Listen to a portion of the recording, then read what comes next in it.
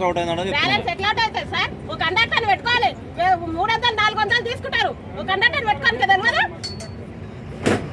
ఇంత పెద్ద బస్ వస్తే కళ్ళు కనిపించలేవు ఆయనకు. ఒకవేళ వచ్చి కట్టేస్తున్నాడా? ప్లేస్ ఉన్నది అక్కడ కూడా బస్సు ఆల్రెడీ వస్తూనే ఉన్నది. ఎంత ప్లేస్ ఉంది?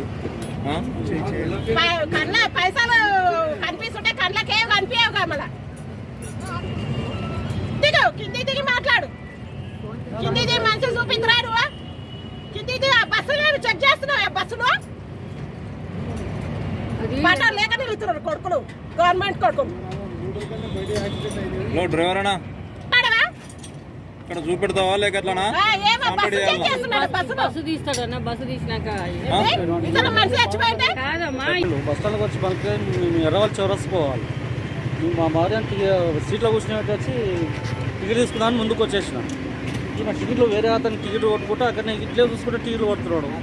బస్సు వచ్చేసి బ్రేక్ చేసి అతను వచ్చేసి దాన్ని గుద్దేసేసి నేను కింద మెట్ల మీద పడిపోయినా. ఇక్కడ దెబ్బ ఆకేసి నేను చేరిపోయింది. ఇది ప్రాబ్లం జరిగింది.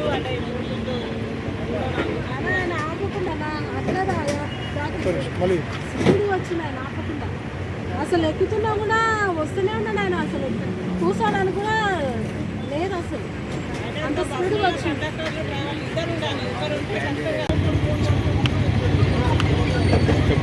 హైదరాబాద్ నుంచి బయలుదేరి వస్తున్నాం బస్ స్టాండ్లో ఆపడానికి. టిఫిన్కి టీకి ఆపుతాం ఇక్కడ. ఆయన ఆపోజిట్ వచ్చే బండి కుషాగూడ డిపో బండిది. ఆయన ఫోన్ మాట్లాడుతున్నా టికెట్లు ఇచ్చుకుంటా అట్లనే రైట్ సైడ్ రాంగ్ రూట్లో వచ్చేసి హారన్ కొడుతున్నా. బ్రేక్ చేసినా కానీ ఆపలేదు. స్ట్రైట్గా వచ్చేసి గుద్దేసింది బండి. అది జరిగింది. ఎవరికైనా ఏమైనా గాయాలని? మా బస్సులో ఉన్న ప్యాసింజర్కి ఏం కాలేదు. వాళ్ళ బస్సులో ఉన్న ప్యాసింజర్ ఇక్కడ ముందర నిలబడి ఉన్నారు. లేడీస్ వాళ్ళు వీళ్ళు దెబ్బలు తగిలితే వాళ్ళు హాస్పిటల్ తీసుకున్నారు. 108